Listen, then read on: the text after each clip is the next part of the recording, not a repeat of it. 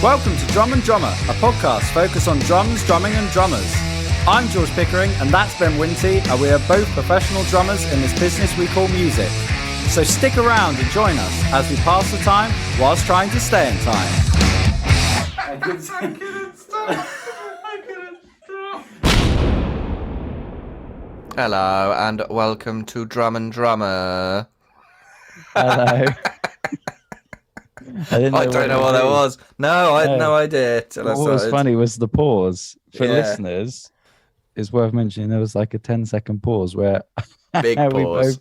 We both were like, who's going to start this one? There's a big pause. Yeah. You were just, before we came live, on air, not live, that would be weird, talking about charging your devices. The world, we charge everything. Everything's on charge. And it made me think. So, quite often I see, interact daily with people, and it's the middle of the day. Yeah.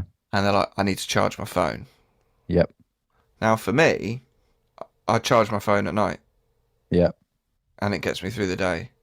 Yep. So, what are people doing? I'd say their phone charging at midday.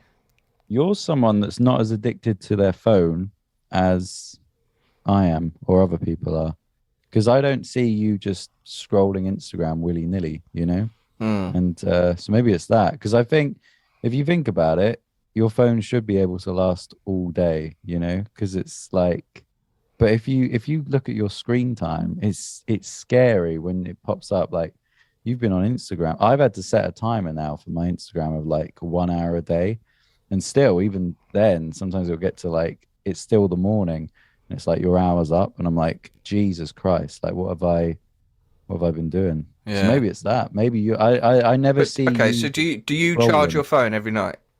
Yeah. Okay. Definitely.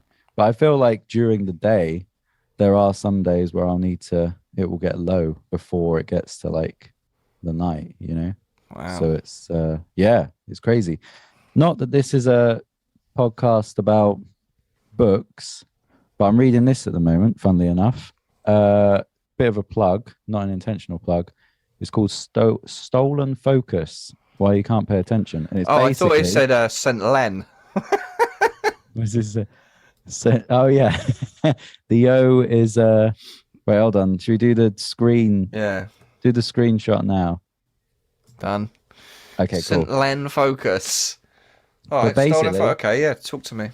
Well, it's fascinating. Talk to me. I'm only in the first chapter. Sorry. I'm only in the first chapter, but it's basically saying how. But you lost focus. Well, ironically, it's good because it's like they keep it short. It's not like I genuinely thought that. I thought, what if the book is, like about you can't focus anymore, and then the chapters are 50 pages long, and it's all small print, and you're like, oh, this is horrible. He goes to the publisher. I've got this book about keeping focus in it. A bit long in it though. Yeah. I know, but it's got loads of information about but no one's going to keep interested in it.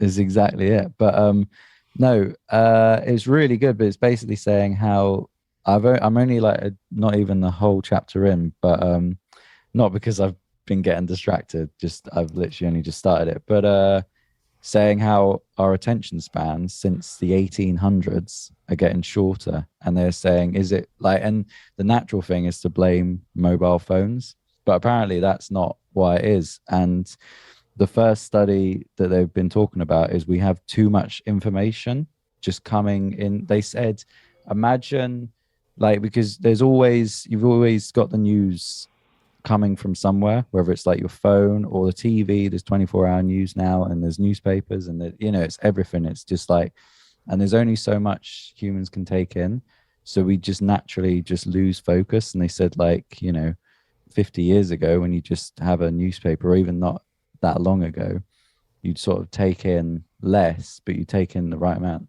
that you need. And they said that they say it's the equivalent of like if you got like a garden hose and just sprayed it in your mouth, and just like maybe like a fire hose. That's what it's like. Whereas actually you're going to kind of sip information. And they said the world's just getting more and more, and it's just accelerating. And they said mobile phones have made that worse, but they just it's basically. I mean, I'll read more into it, and I might talk about it again because it is fascinating. But people do struggle to focus on things for nowadays because everything is so quick. If you watch a YouTube video, I mean, we've talked about it with Drum Coach Online, about me making videos, and I need them to be snappy because that's the way YouTube videos are. If you watch people's videos, it's so quick from one thing to the next because they know they'll lose people's interest. If it's like, hey guys, so today we're going to be it needs to be like, hey guys, so what's going on? Right. It's like and subscribe, it's like bang, bang, bang.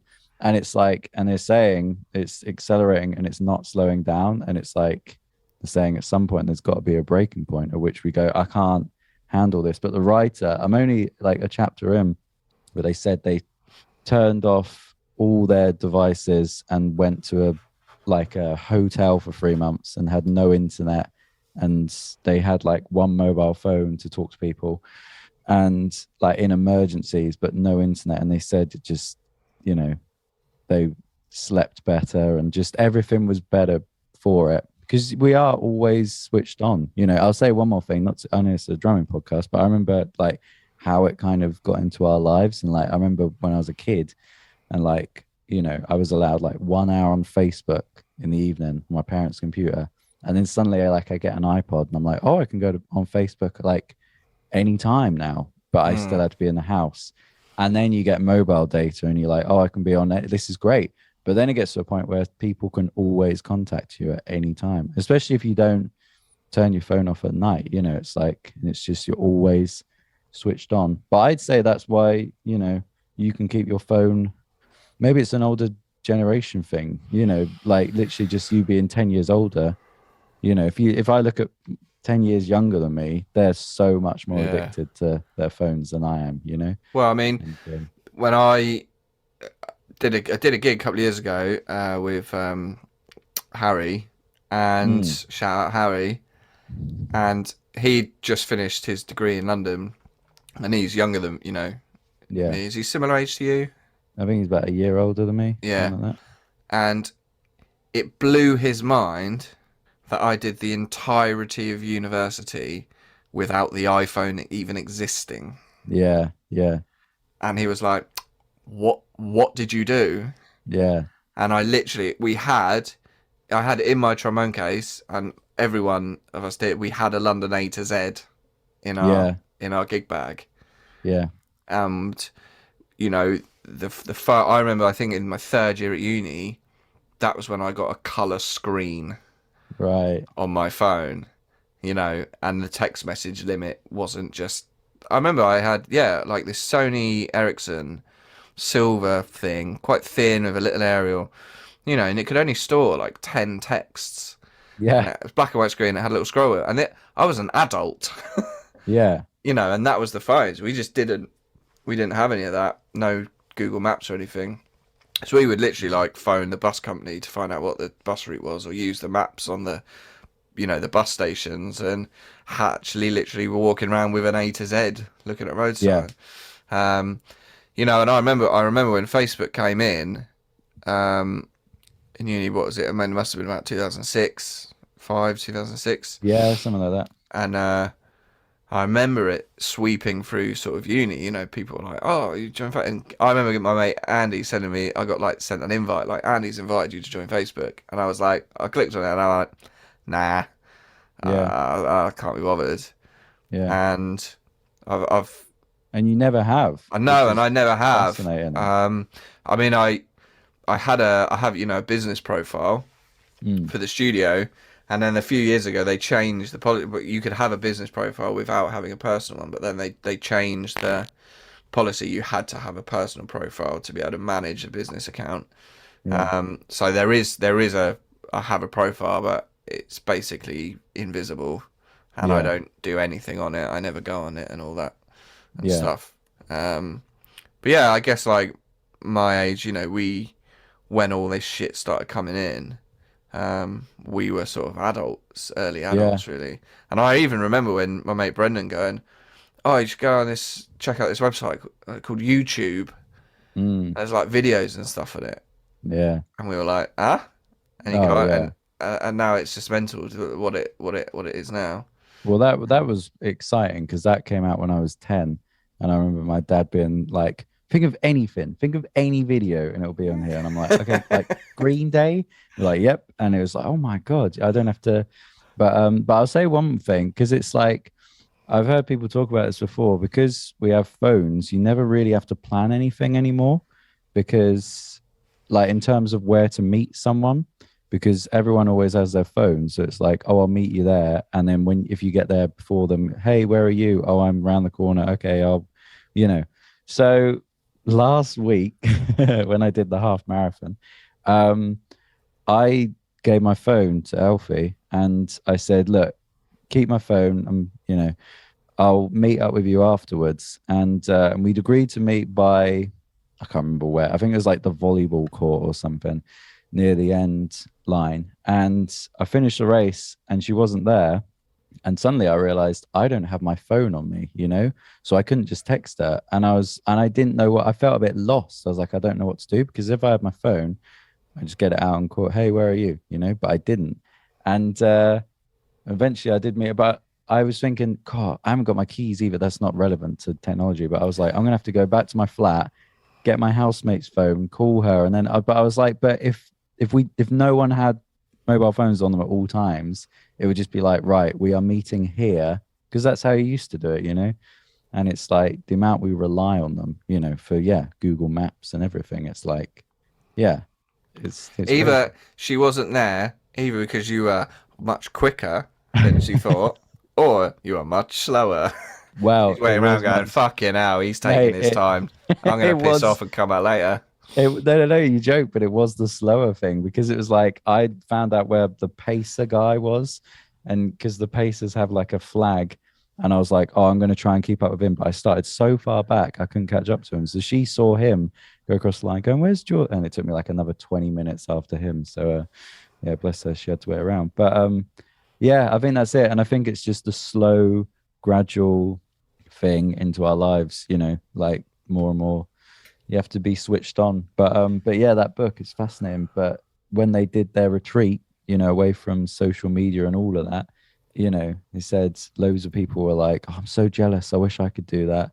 And then other people were like, that sounds mental, like why were you. But it's weird. I sometimes delete Instagram for a few days and you don't miss anything. It's like, Yeah. yeah. And I've had it where if Well, I there was delete that a Instagram, few months ago where all those social, like the internet basically went dark, yeah, didn't it, for 24 hours, yeah, and no one really cared. no, exactly. Everyone was fine. Everyone got through Yeah, the day, you know. exactly. But so going to like that sort of retreat thing, Mm, like I can understand it, and I'd love to be in a position yeah. where I could be with, the Dent Act, or like there's other things I want to do. I'd be like, right, I'm Mm, going somewhere for 3 weeks, and all yeah. I'm going to do is that thing with no other Yeah. distractions. It's all very well and good, but who's No. paying for it? That's the Well, problem. exactly. Well, that's what they said in the book. They said they also felt lucky that they could do it, because they were like, I know my parents who were cleaners or whatever could never just go, I'm going to just go away for 3 months and just, switch off from everything.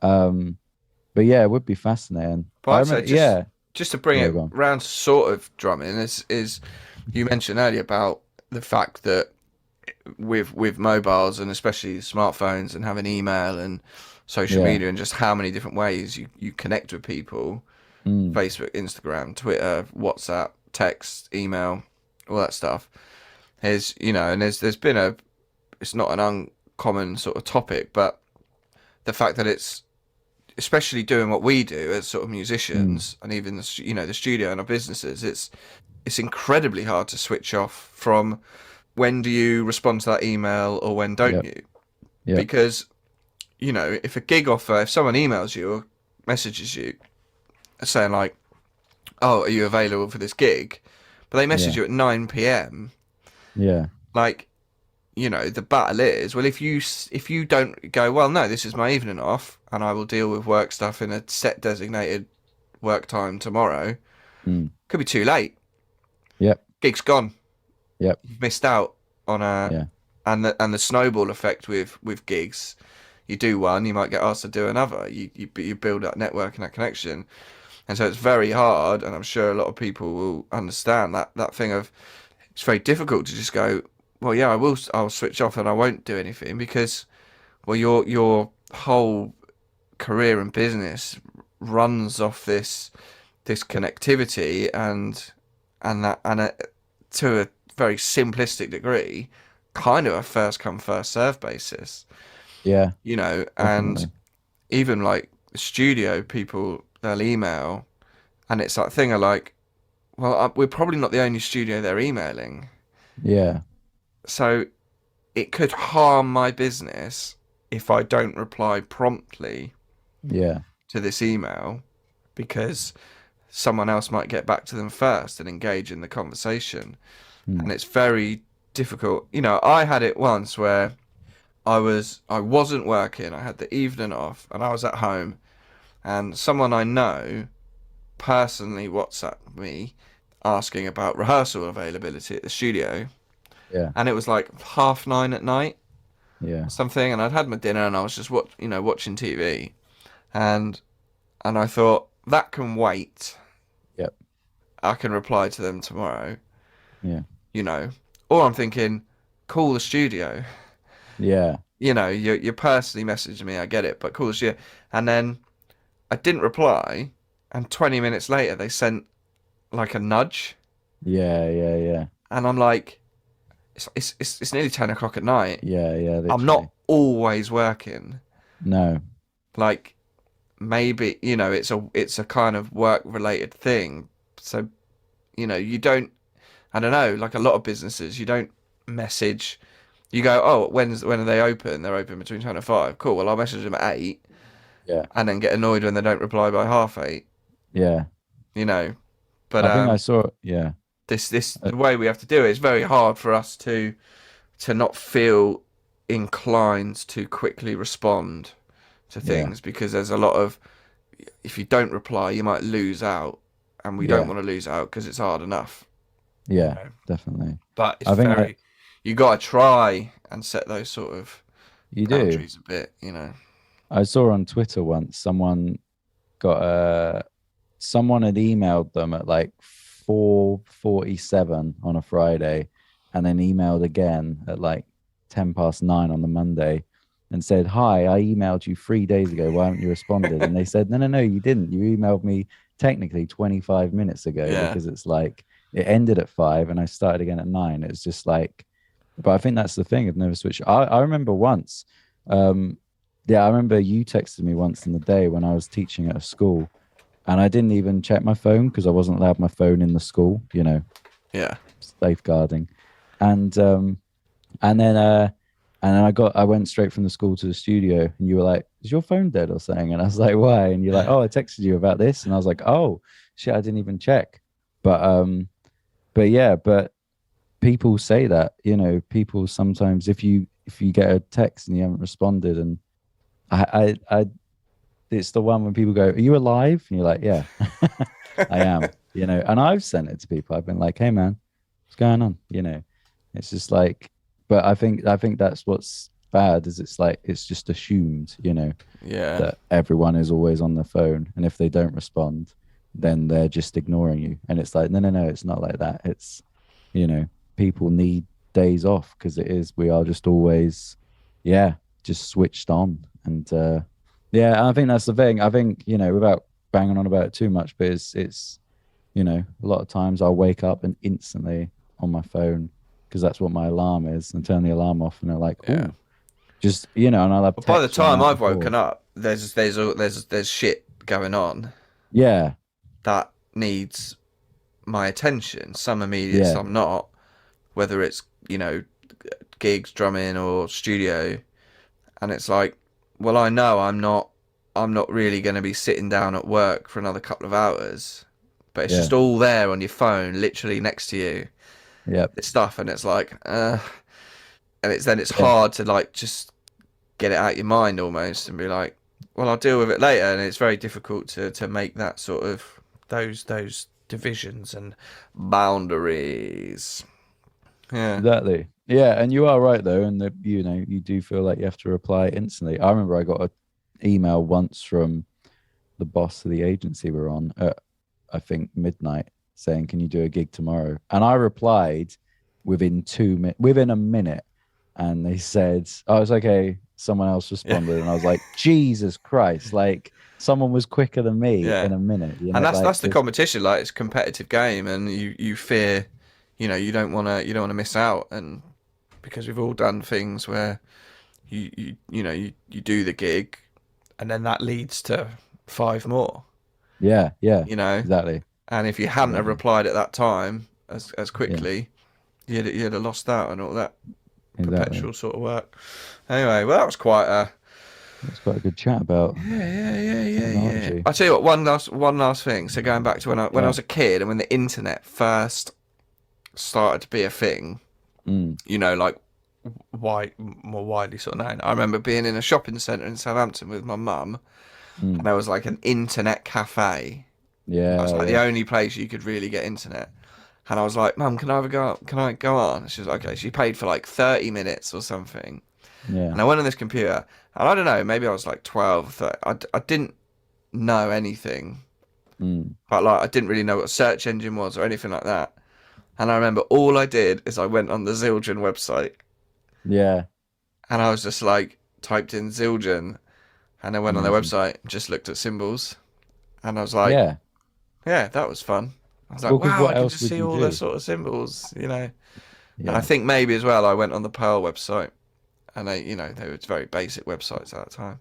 But, But it's funny how we expect it now. And like, I remember when YouTube first came out in 2005, and you'd watch one video and it would take forever to load, but it would still be amazing. You're like, wow, look at this, Coke and Mentos or something, but it would take 20 minutes to load, and you'd watch it and you'd be watching that little gray bar. You're like, oh, it's nearly there.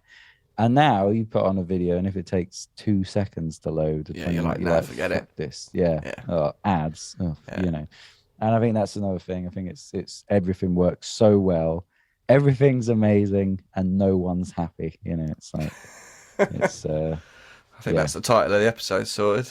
Yep, there you go. Everything's amazing, and no one's happy. Lovely. How are we doing for time? Well, we'll take a little break there, boy. Take a little break. We'll take a little break, and we'll come back, and we will find out who is this week's Time of the Week. Time of the Week. We'll see you in a bit. Bye-bye.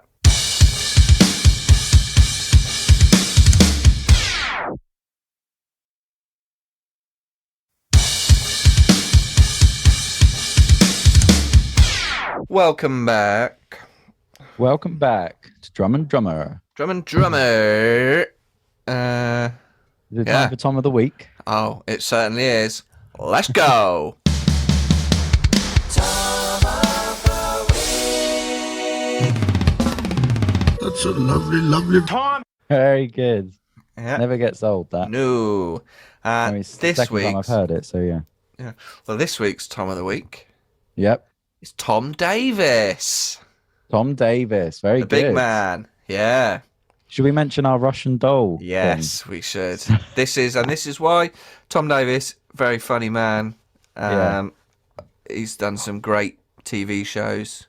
Yeah. Most recently, The Curse. His involvement in that. I very much enjoyed that.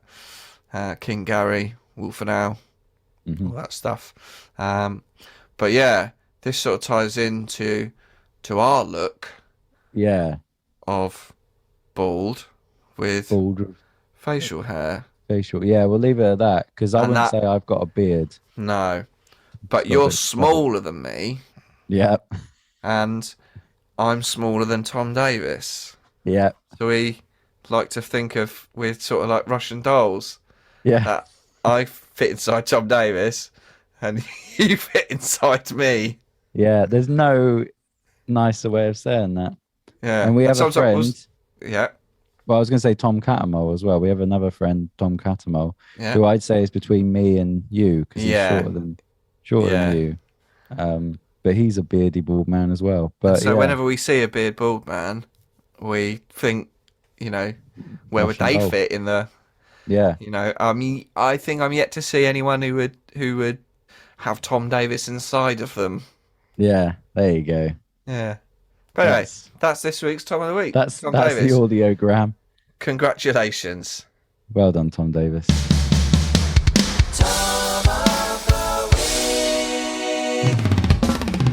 That's a lovely, lovely time. So I've been reading. What have you been up to this week? Not reading. No, thank you. Not me. Not fuck me. Christ. Books, not for me. I have been back on the PlayStation. Oh, hello. PS4, Which baby. one? PS4. Wow, you're up to the 4. I'd love a PS5, but can't get one for love nor money. What, as in, like, it's actually hard to get them? Yeah, you just literally can't get them. Yeah. Oh, fair. It's all that chip supply shortage and all that bollocks.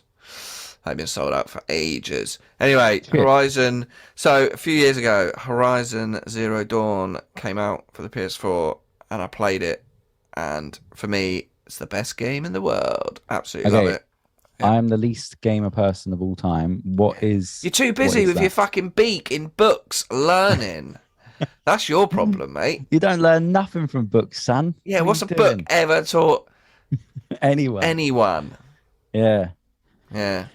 So what is Horizon Leisure Centre? Horizon Zero Dawn. That was the one. Yeah.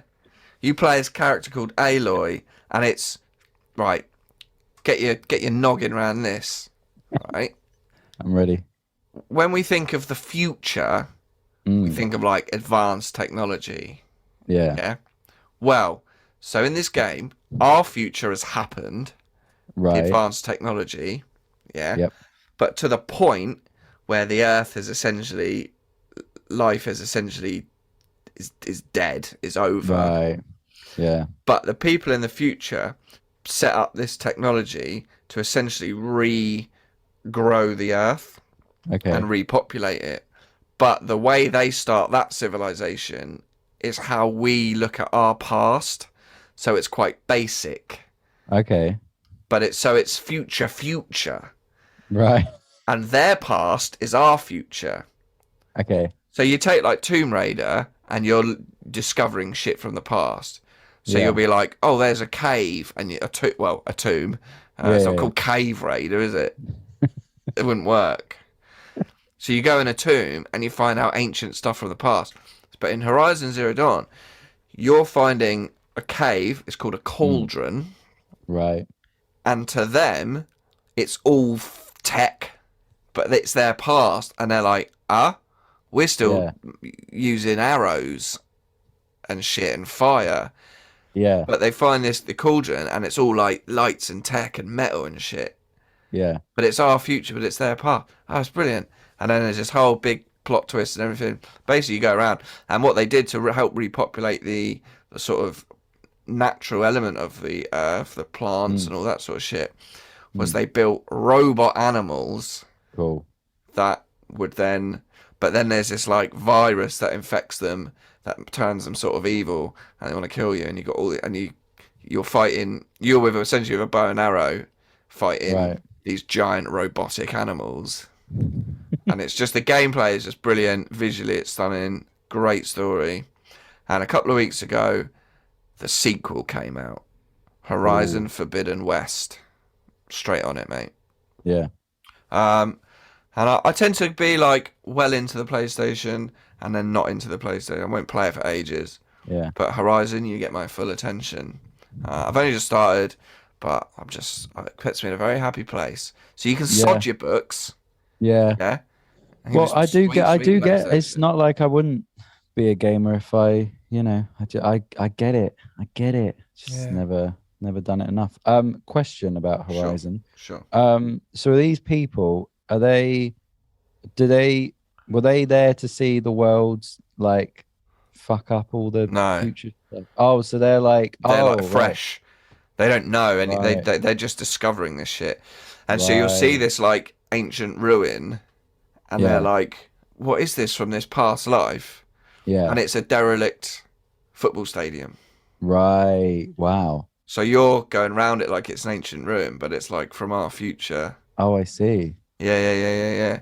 But Aloy, she has this device that clips on her ear, sort of like a Bluetooth headset, that enables her to see the technology and like interact with it. And there's a plot. I won't give the plot twist away for those who haven't played it, but she has a connection with the past, which is our future, and she's trying to essentially work out like what happened and how it got to this point and how to stop the evil virus like from destroying Earth again. Damn. Yeah, it's bloody good.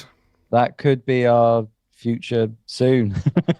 The way the world's going. Yes. World War III is imminent. Moving on from World War III, though, let's go back to books. Let's go back to books. Well, I was specifically, drum book. Exactly. What you got? What do you got? So close to starting the sentence, and then you go again. You're drinking now, so I'll get a chance to get. What do you got? Talk to me So, about the books. So we've been doing the grade videos, have we not? Yes. Drum Coach Online. These are videos of you performing all the pieces from the Rock School grade books. Yes, and I thought I'd just quickly discuss that because it's kind of taken up a little bit of our lives. You know, you're editing them, and I'm learning the pieces, and it's grade 4 is what I'm learning now. And I just want to talk about it again quickly because it's like it is trickier than you think because it's so specific, and just that whole playing exactly to the chart, it's such a kind of like hard thing. So what I wanted to talk about was going on from grade books to just drum books in general, because we briefly spoke about this before we did the show, and you're not someone that has many books. I don't think I have any drum books in my possession. No. And I didn't mean that in a kind of like, you know. I don't have any books. No. I don't think. True. I think the only books I have the scripts from The Office and extras. Amazing. And yeah. I just kind of wanted to quickly talk about some drum books and why they're interesting, because I thought it's a drumming podcast and we're running out of things to talk about. So first of all, Stick Control. This is an interesting book. Oh, look at that little fellow on the front. I know. It's a small book as well. Let me screenshot that. Yeah, get a screenshot of that. Oh. Yeah. Got it? So this Little one's marching interesting. Man. Well, this one's interesting. The way they talk about it at the start, they say, basically, many concert pianists practice hours and hours every day. They continue practicing after they graduate from the student period and enter into the professional field. Violinists, cornetists, and the players of other instruments do likewise. Through regular and systematic practice, they keep in shape. So then it's basically saying you should do this book every day. And I was thinking about it, and it's such an interesting thing because it's just sort of like, you know, it's got your paradiddles and it's got doubles and it's got single stroke rolls and things like that. But it is true. It's so many drummers I know, and I'm one of them, struggle to sit down and just go, right, I'm going to practice my rudiments. And because you lose focus. Because you lose, well, there you go. Because you're on your bloody Instagrams. That's a brilliant throwback. But it's interesting, isn't it? Most musicians I talk to are like, yeah, I struggle. If I've got a gig, I'll practice. But I feel like Stick Control, that's a good book for like just sitting down and just working on stuff. Do you have a practice pad? You know, one of them like actual. Yeah, I've got a practice pad, but it's, do you know what I think it is? I think it's, if we're talking about practicing for a minute, it's like when I play guitar more than I played drums, I felt like it was more fun to just sit and play around on a guitar than it is to just, like, even if you're practicing scales, than it is to practice rudiments on a drum kit. Because I think drums are such an instrument that needs to be played with other people. To just sit down and go, right, I'm going to practice these rudiments, it is hard. And I'm not ashamed to say that, because it's not like, you know, I always think, oh, every other drummer is practicing 4 hours a day and they're doing this and that, but it's not the case. It's, you know, a lot of people are like, oh, I do enough to kind of get by. but they can get kind of dull. And yeah, but it's so important. But it's that discipline. It's going like, right, I'm gonna sit down and do this. Do you have a practice pad? Felt like I'll ask in response. No, I think No. just quickly, like the just practicing in general. You know, I think, yeah, I only really sort of practice something for what I've got coming up. Yeah, exactly. And I remember, like, you know, at music college, especially like the classical thing, it was like, oh, you got to practice 6 hours a day and blah, Yeah. blah, blah. And like, there were some people who did. Most people Yeah. didn't. But my teacher said, well, you don't need to practice 6 hours a day. Most of the people who do that are just practicing the wrong shit. Or they're practicing stuff they already know. If you do concentrated, focused practice, you only need to do 2. Yeah. And I think so. It's knowing what you need. You know, he said, like, you know that bit. No point practicing it. Only practice the shit you can't do. Yeah, exactly. Otherwise, you're just playing it. You're wasting time. And a good friend of mine, Steve, a trombone player, he did loads more practice than me, and he was a better trombonist than me, no doubt about it. But I remember, like, he said to me, like, I'd say, oh, I'm envious of your work ethic. And he'd say, I'm envious of the fact that you don't really need to do as much as me. He said he felt he needed to put those hours in to maintain that level. And then fast forward after he left, you know, he was a professional trombone player, he still is. I remember him sort of saying, like, oh, I don't think I really did need to practice that much. Right. Because I only needed, he kind of, you know, he was doing, I think at that time he was doing Sister Act in the West End. He said, well, at the moment, I only need to be able to play the Sister Act. Yeah, yeah. I don't need to be able to play all these concertos and all that stuff. No. But if I get asked to do a concerto or thing, well, I'll practice for that.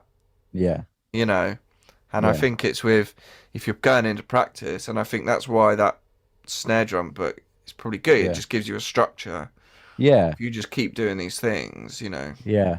And I think it's being more ready for something when it does come along, because leads me on to this book, Four-Way Coordination. So this is an interesting one, which I've gone through a little bit, but it's just about, you know, mind dividing. So splitting your mind. So playing like one thing with the left hand and something else with the right foot. And, you know, it's a bit like the game Twister, but you're playing drums.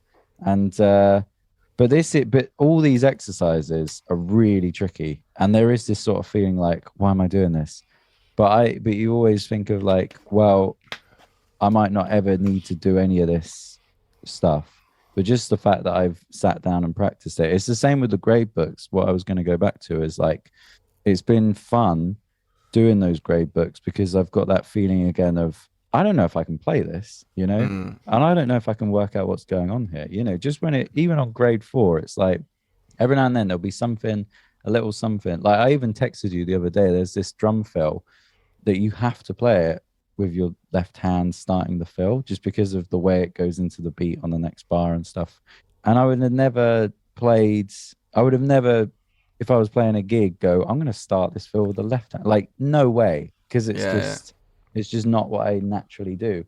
And I think that's the thing. And that's what, you know, your teacher was saying, practice the stuff that you can't do. And I think I'm sort of now getting more used to like, right, it's okay if I don't get it, because I think you can do that as well. You can kind of get too comfortable, maybe going, wow, well, I know enough to do what I'm doing, so that's fine. But learning something that kind of puts you out of your comfort zone, and you're like, oh, this is tricky now, and then I have to go like, no, this is good. That means you're learning, though. It's, who put you? So those books, like, who put you onto those books? Was it like your first sort of drum teacher, or no? I bought these. I bought these recently because it was like, I never felt like drum teachers. This was one that I got when I was at uni, The Art of Bop Drumming. This is kind of a classic.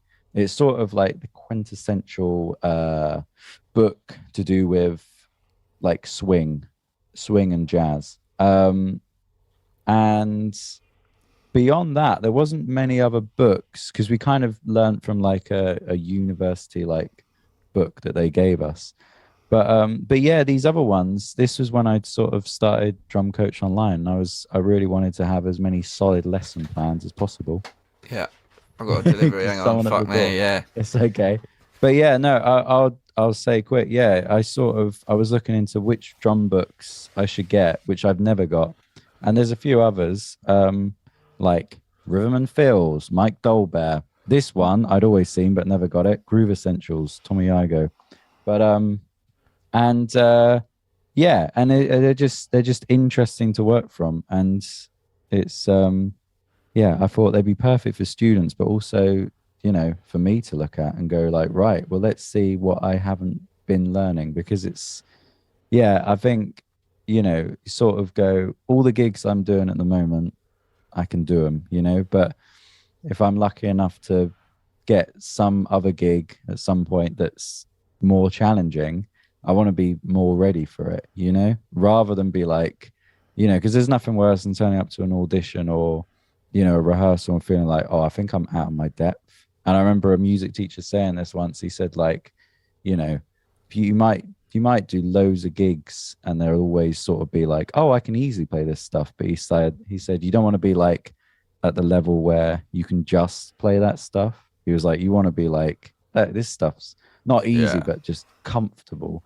And so, yeah, with me, that's why I do try and force myself now. And it's like, I haven't always been like that. I used to sort of be way lazier with practicing, but now I'm sort of like, right, let's see what I can do. And it's like, and just sticking with it, going, no, this is hard, but that means it's good because you're learning something, rather than like, oh, let's give up and let's just play like something I know how to play. Yeah. But well, I'll finish on this. So another professor at Royal College, he said, an amateur practices till they get it right. A professional practices till they never get it wrong. Yeah. I like that. What a lovely, lovely phrase. You can never get it wrong. Yeah. Up there with one of my favourite phrases, which I think is more appropriate for us, money in the tin, dreams in the bin. That's a good one. Yeah. I'll say another one. Go on. I got this from a football coach. He said, practice doesn't make perfect. Practice makes permanent. So it's not as good. But I quite like that one, because it's like you can't have perfection. But if you do it enough, it's just there. It's kind of the same as you can never get it wrong sort of thing. Yeah. Those are good phrases. If you've got a good phrase to do with practicing or anything, do send it in. Life mottos. Another one of mine. Do your homework, then play football. That's a good one. Yeah, it's a great one. That is a good one. That's a good one. Well, that kind of mirrors eat your veg, then eat your meat, or whatever it is. Yeah, I like to get the veg out of the way. Yeah. If I've got a meal with veg or salad, get that down. Yeah. And then the real party can start. This is it. I sometimes eat raw veg while cooking dinner, and then don't have it with the, say, like a pepper or something. I'll just slice up a pepper while I'm cooking a spag bowl, and then I'll just eat and I'm like, okay, well, I don't need to make a salad because I've sort of eaten the salad before, and then you just sit down and have a lovely spag bowl. I do that, but with crisps. Nice. Well, that's a good way to end. Yeah. Brilliant. Nice one, mate. Do you know what? Yes. I mean, I should probably, I don't know, be interested to, I don't know, have a look at one of those books. Yeah. I'll bring them into the studio. Push myself on something, maybe. Maybe there's a challenge. Yeah. Maybe there's something that we could both learn that we don't know. We could do a grade 8 piece. Yes. That'd be quite cool. And then we could film them. Yeah. Yeah, I'm up for that. Because I haven't looked at the grade 8 book yet. Yeah. So when I get round to it, or something else, maybe something aside from the books, because I'm sort of, we'll find something and see if we can do it. Yeah. Because that'd be quite good. Because honestly, that'd motivate us if we know it's like a competition, you know. If you're just learning on your own, there is a feeling of, what's this for? But yeah, if it's for a gig or a drummer drum off. God. Yeah. Yeah. Well, yeah, you find something. Obviously not too hard. No. I'm a busy man. Yeah. It's not Piccadilly Circus in here. But that'd be good. Yeah. That would be quite funny. Yeah. I don't know, something with a backing track. Oh, okay. I was gonna go tricky. I was looking at four-way coordination right now, Oh, and okay. there's Oh, some is there like basic. what rather than like an exercise rather than a piece? Well, what it does is there's sort of they go through melodic coordination and then eighth note notes and solos, and so it kind of explains something. You know where they've got like different sections of something to play, like here's section A, then section B, and then at the end of the chapter, if you call it a chapter, there's like a solo almost. So yeah, I'll find one of them. That'd be quite amusing. Right. Sweet. Let's Yeah, get out of we'll here. do Let's that. bounce. Yeah, you've got your 3 p.m. appointment. Here, big time. Never stops. Good chatting, mate, as always. Yep. And thanks for listening. Instagram, Drum and Drummer Podcast. Email us stuff. What's your favourite computer game? What is the email again? drumanddrummerpod@gmail.com. What is it? Practice tips, practice advice. Do you read books? If not, cool. You're in the gang. You're in the cool gang. Yeah. Yeah. Send in your mottos. Burn books, play PlayStation. Let's There go. you go. That's Sweet. the 21st century way. Yeah. Keep in touch. Not you, George, but yeah, people out there. Other people, please do email in. Yeah.